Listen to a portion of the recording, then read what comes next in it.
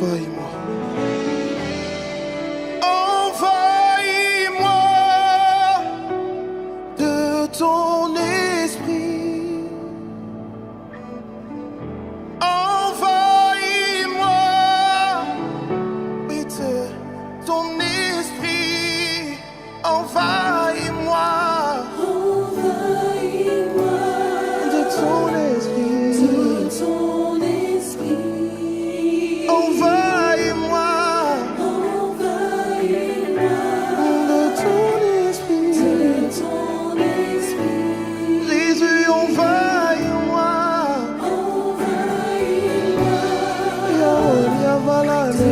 ton esprit. Envahis-moi Envahis-moi de ton esprit. Chantons ensemble. Envahis-moi. Envahis-moi de ton esprit. Envahis-moi, oui, de ton esprit. Envahis-moi Envahis-moi de ton esprit. ton esprit. Envahis-moi Envahis-moi de ton esprit. ton esprit. Jésus, envahis-moi. Envahis-moi Yaonia Valade. ton esprit. Envahis-moi Envahis-moi de ton esprit.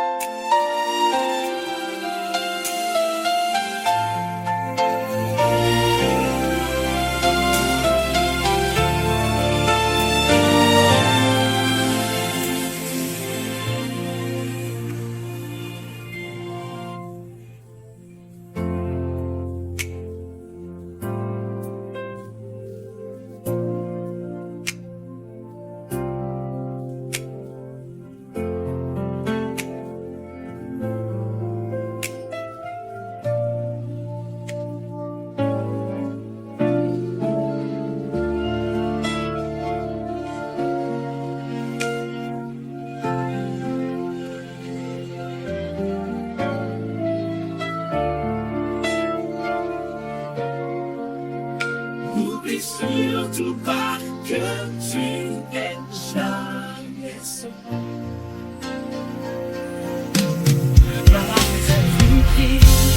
Quand tu oublies, que le Saint-Esprit te conduit. Quand tu oublies, Jésus prie avec toi.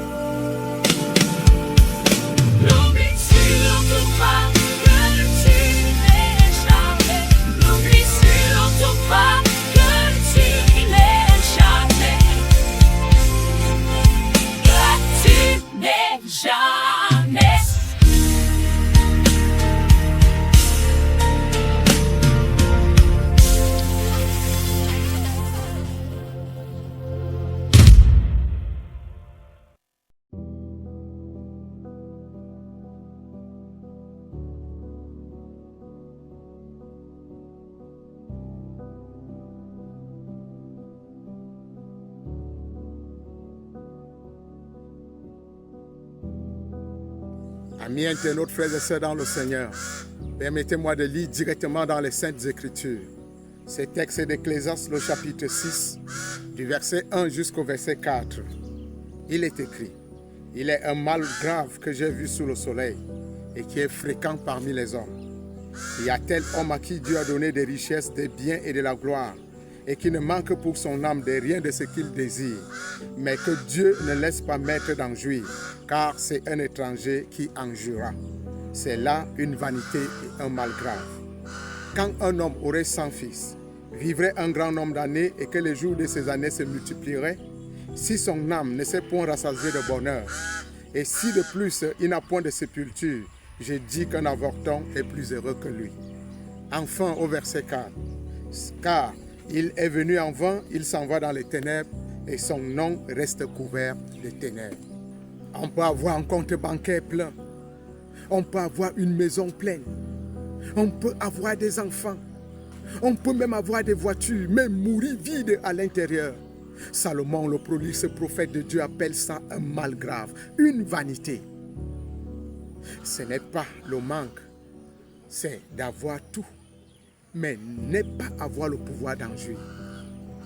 Beaucoup dans le monde entier courent après les biens, mais le vrai problème, ce n'est pas d'avoir. Le véritable problème, c'est d'avoir et de profiter dans la paix de Dieu, du fruit de son travail. Je vous accompagne dans une petite aventure que j'ai intitulée « Quand Dieu donne tout, sauf la joie ». Quand Dieu donne tout, sauf la joie. Amis internautes, frères et sœurs dans le Seigneur, imaginez un agriculteur propriétaire de 120 hectares dans son domaine, avec engrais et ouvriers. Mais il n'y a pas de pluie, il a tout pour cultiver, mais il ne récolte rien. C'est ça le sens même des versets 3 et 4 que je m'en vais relire. Le verset 3 du chapitre 6 d'Ecclésiaste dit: « Quand un homme aurait 100 fils, vivrait un grand nombre d'années, et que les jours de ces années se multipliaient, si son âme ne s'est point rassasiée de bonheur, et si de plus il n'a point de sépulture, je dis qu'un avorton est plus heureux que lui. » Le verset 4 dit: « Car il est venu en vain, il s'en va dans les ténèbres, et son nom reste couvert des ténèbres. » Le problème, ce n'est pas d'avoir. Le problème, c'est d'être capable de jouir ce que Dieu vous donne. Autre chose, vous pouvez être possesseur d'un iPhone dernière génération avec 100% de batterie. Mais vous vous retrouvez dans une zone non couverte par le réseau. Vous ne pouvez appeler personne, vous ne pouvez pas WhatsApper, vous ne pouvez pas TikToker, vous ne pouvez rien faire. Pourtant, entre vos mains, ce grand téléphone n'arrive pas à vous rendre ses services. Beaucoup de chrétiens sont comme ça, bénis matériellement, mais coupés de la source de joie qui est Dieu. Salomon lui-même avait sagesse, richesse et gloire. Mais il a déclaré vanité de vanité, tout est vanité. Pourquoi il avait dit? Parce qu'on peut tout avoir, sauf Dieu au centre. Retenons, avoir ne suffit pas. Mais il faut avoir la grâce de jouir. Dieu peut te donner des biens, mais seul Dieu peut te donner la permission d'avoir la capacité d'en jouir. Sinon rien. La joie ne vient pas de choses. Elle vient du donateur. Et Jésus-Christ déclarait: « Je suis venu pour qu'ils aient la vie en abondance. » Retenons encore, le plus grand mal, c'est une vie sans Dieu. Salomon disait qu'il vaut mieux être un avorton qu'un homme riche sans Dieu. Pourquoi? Parce que sans Dieu, même si on a 100 ans de vie, cette vie égale vanité. Mieux vaut peu avec le Christ que tout sans le Christ. Retenons encore que la vraie jouissance se trouve dans la crainte de Dieu. Craignons Dieu et observons ses commandements. La vraie jouissance se retrouve dans le contentement, parce que le contentement avec la piété est une source de gain. Retenons que la vraie jouissance se retrouve dans la reconnaissance. Remercions Dieu pour le peu qu'il nous donne aujourd'hui, et c'est ça qui va ouvrir la porte pour le plus qu'il nous donnera demain. Amis internautes, frères et sœurs dans le Seigneur, ne poursuivons pas seulement les bénédictions, mais poursuivons le Dieu de bénédiction, car le plus grand mal, ce n'est pas la pauvreté, c'est d'avoir tout et d'être vide. Et ce Dieu de bénédiction nous éloignera de ce qui est vide. Il nous permettra de jouir du fruit de notre travail. C'est terminé la 34e semaine de notre année de grâce 2026. Nous irons dans nos chapelles, nous agenouiller devant l'autel de Dieu pour lui présenter nos problèmes. N'oublions pas cet épineux problème d'avoir tout et d'être éloigné de la joie d'en jouir.